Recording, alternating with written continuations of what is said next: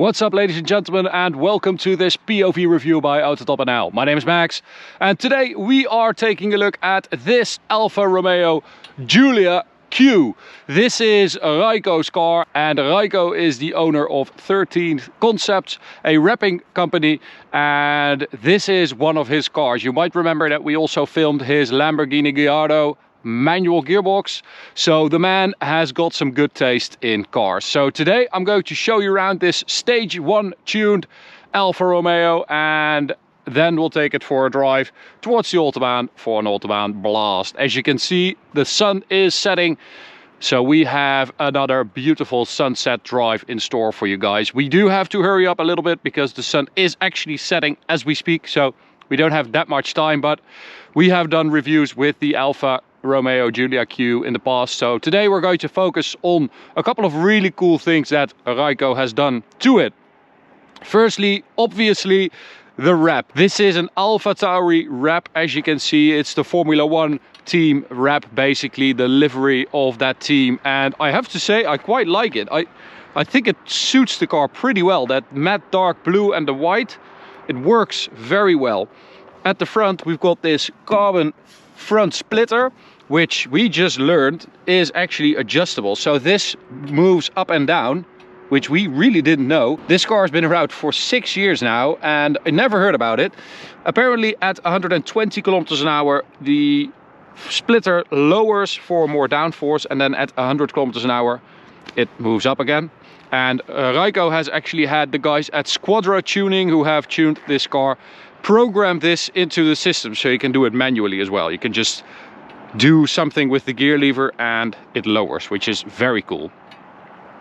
So wheels and tires, we've got these 19-inch Giulia wheels, very nice. Behind that the regular steel brakes, carbon ceramics are optional, and we've got Pirelli P0 rubber wrapped around that. Now the front tires are actually still pretty okay. The rear tires are basically gone, especially the inner part. The outer part is pretty okay, the inner part is pretty much done. But it is a freaking handsome car, this, right? It looks so cool with that quad exhaust, super aggressive diffuser, those stacked exhaust tailpipes, and then the wrap does add a racy touch to it, which I quite like. Alrighty, so let's check out the engine. 2.9 liter V6 twin turbocharged engine, of course, and this is basically a Ferrari V8 with 2 cylinders cut off. They really tried to pretend that that was not the case, but it is a Ferrari engine, and you can feel it. It is a good thing, believe me.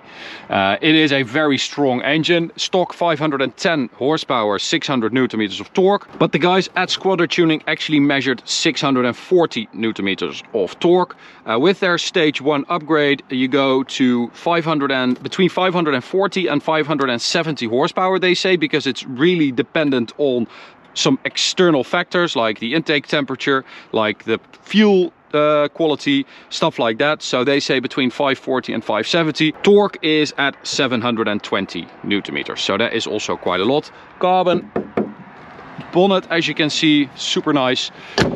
Carbon roof as well. And with the facelift in 2020, you could actually get this in exposed carbon as well. And then in here we've got the Giulia performance logger by Squadra Tuning, which means that oh, that's not a touchscreen. which means that on the little screen there, if I start up the car, I should be able to get a menu in there. If we hold down this button, the menu button, Squadra Tuning says hello, Quadrifoglio 8, and then yeah, okay, so this is not working. I'll show you guys later on. We can see all this data, which is very nice, and they also added a few features, which is nice. Interior wise, I said this when this car came out and I got a lot of crap for it. I don't really like this interior. I think it looks good from a distance, but then when you get closer, it just is cheap plastic. This screen is horrible, especially when you go to navigation. I mean, this map is I mean, that is not okay. Apart from that, the carbon is very nice. This car has the optional steering wheel with carbon and Alcantara. And the seats are also the optional carbon backed buckets. They are super nice. Sparco seats, very comfy, very supportive. Actually really like that. Okay. So enter setup menu. Now we can see some data there. I hope you guys can see that. The fuel pressure, DTC killer, launch assist. So they actually added launch control. We're not going to try that because the tires are just gone. Don't have the time. Burnout mode. So sort of a line lock basically, which is very cool. And you can also turn off traction and ABS. And then we've got stuff like tire temperatures, brake temps, engine RPM, and then horsepower, torque, and the gear temperatures, oil temperatures, intake temperatures, stuff like that. So really cool. And I have to say, it is one of the most extensive tunes I have ever seen. It is very well done, and you can actually choose a lot of stuff, and they change a lot of stuff in the car, which is very nice. So we've got the driving modes down here. As you know, the DNA, all weather, normal, dynamic, and race. And we also have a nice addition. If you click the release button for the gear lever and you hold that, the exhaust valve closes or opens. So we are going to open that, of course. So we hit that button again. There we go. But we are going to go for race mode, of course, and that means that the valves are always open. And one of the coolest things about this Squadra tune is that they really try to improve the drivability of the car. So they say that, for instance, the throttle pedal is way too aggressive in the dynamic and the race modes, or especially in race mode. And they say you get a lot of power and a lot of torque at 50% throttle, which makes it really hard to control, especially in race mode when the traction control is off. So what they do is they make sure that you use the entire pedal basically. 90% throttle means all of the torque. So that is really clever. Oh, and then this engine is mated to the ZF 8-speed gearbox in its best form. This is the one to have. Honestly, so many people, so many companies, I should say, use this gearbox. But this is the best version of it. It is so aggressive, it is so quick. You get this hit through the drivetrain.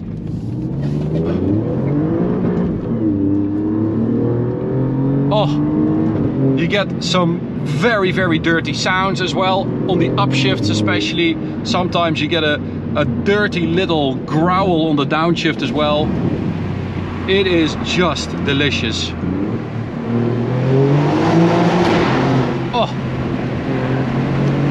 we've said it before, pretty much Alfa Romeo and Dodge are the two best ones if you look at this gearbox. It is such a big difference with other manufacturers. It is massive. So stuff like the line lock and the launch control are of course also available in a Dodge Challenger Hellcat. So with the FCA group sharing a lot of things, that is probably where this all comes from, where all these features come from, which is very nice that you have all this available in your Giulia. So let's head out to the Autobahn. I'm going to switch to D for dynamic, because that means that we get a big speedo, which you don't get in race mode. And when we hit the Autobahn, it is nice to have that big speedo. So here we go. Top speed of the stock cars, 307 kilometers an hour. That is full throttle.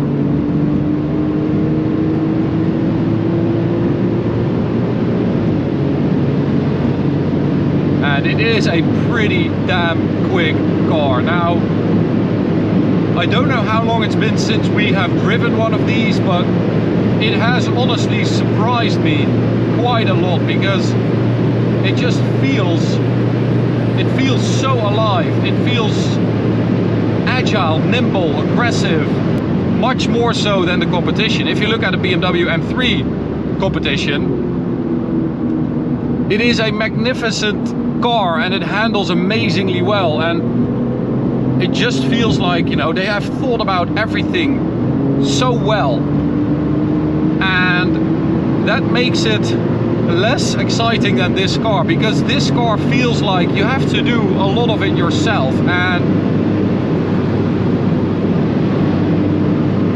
that just makes it fun. It's just a very fun car. You know, it feels like BMW still sets the rules for you to have fun, and in this car it feels like, yeah, just enjoy, basically. So we're nearing the 300 km/h mark here.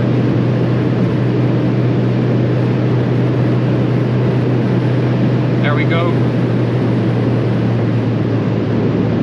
And of course, you know, if you compare this to a BMW M3, there are a lot of things that this car sort of struggles with. If you look at interior finishing, if you look at overall build quality, this car does not have the best reputation when it comes to reliability.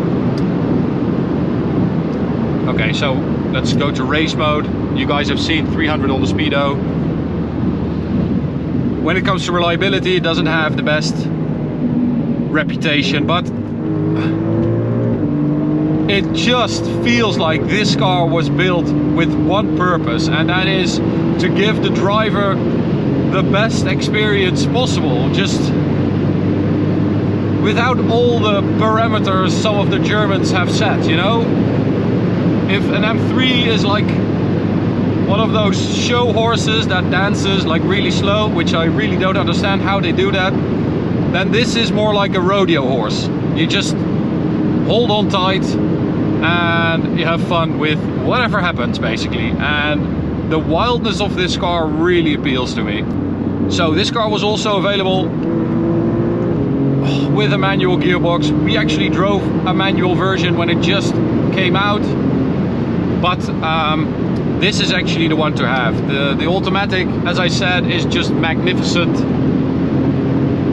and the manual is very hard to handle. Basically, it is not a smooth gearbox and it does not enhance the experience. This automatic does, it really does. Now 100 to 200 kilometers an hour, we also measured that, of course, and we did a 7.55 run, which checks out. It is quite quick.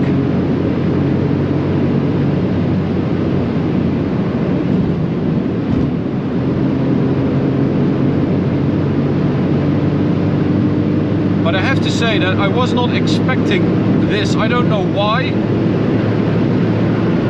but I was taken away by how much I love this car.